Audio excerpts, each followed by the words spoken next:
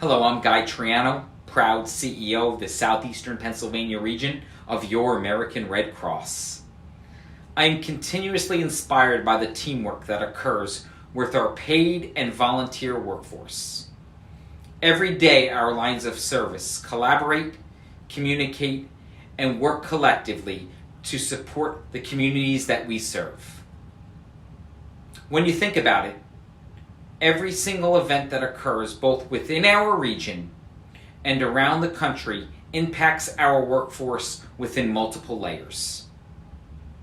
To that end, no one else does what we do to alleviate human suffering through the power of our staff and volunteers and the generosity of our donors like we do. This teamwork is seamless, and we wanted to share with you just how that works. Here in the SEPA region, our most common disaster response is the home fire. In fact, we respond to hundreds of home fires each year that leaves thousands of people turning to the Red Cross for help. Over the next few minutes, we're going to share a story about a family impacted by fire and how we work together in readiness, response, and recovery in supporting the individuals through some of their most harrowing and difficult moments of their life. We are going to start our journey with a family that woke up in the middle of the night to see the sound of the smoke alarms going off. There was an electrical fire in the kitchen, and they knew they had just moments to get out of the kitchen and to get out of their home. Dad and Mom, who are also Army veterans, and 2 kids, one that has sickle cell disease, and their family dog, all luckily got out safely and called 911. Neighbors had already called 911, and in just a few minutes, the fire department was there. It's 2:30 in the morning on a Monday.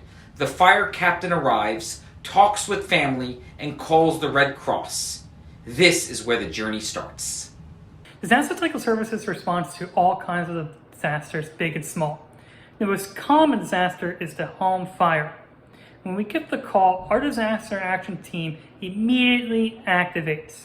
Our DAT team conducts disaster assessments, meets with the clients affected, and assesses needs and qualifications for services. When on scene, every client receives a red folder just like this. It has initial resources and information to help them navigate through the first steps of their recovery. And as we move along our teamwork journey, this folder will travel with us. It's not a single piece of paper, but rather multiple layers building upon each other to support this family and every person we meet. The Red Cross House is a unique and powerful feature of the American Red Cross here in Southeastern Pennsylvania that houses home fire and local disaster victims as they navigate this difficult circumstance of being displaced from their homes. Families that are impacted are directed to the Red Cross House to receive temporary housing, case management, mental health support, and the basic necessities we have in our homes. This beacon of relief is the only one of its kind offered by the American Red Cross, and it is located in the heart of our region, Philadelphia. When this family arrived, they were immediately greeted with a genuine smile from one of our disaster care residential workers. They felt welcome and could see that they entered a comforting and warm environment. The residential staff then conducted an intake to gather information to assess what resources the family needed for a successful recovery. Afterwards, the family met their case manager to develop their recovery plan. Some of the resources that were discussed were the workshops hosted at the Red Cross House. During their stay, the family attended the fire prevention, trauma and emotional support, and financial literacy workshops. In addition, the in-house resource volunteer coordinator assisted the family with their clothing needs. Throughout the process of the family's recovery journey, they felt supported and equipped to be successful in their recovery. Our operations department services multiple buildings and a fleet of vehicles to service our southeastern Pennsylvania area. Here at the Red Cross House, we've had 26 suites, Each suite has 4 beds, a kitchenette, and a bathroom. Welcome to the Red Cross House Play Yard, our new state-of-the-art play yard, where the children can get a sense of normalcy and get their minds off of what brought them here. My name is Darryl Cook. We're here at our new state-of-the-art kitchen and dining room, where we serve 3 meals a day, where our clients can sit and have some sense of normalcy. Here at the Red Cross House, our families can feel at home with the support of volunteers who are able to transport them to local clothing closets. As the families arrive, they can focus on recovery while still finding resiliency throughout daily interactions. Our casework team is with our families every step of the way to ensure that they have all the housing tools they need to move forward. As one of the largest blood collecting regions in the Red Cross, it's our job to ensure that blood is ready and available for local hospitals and their patients.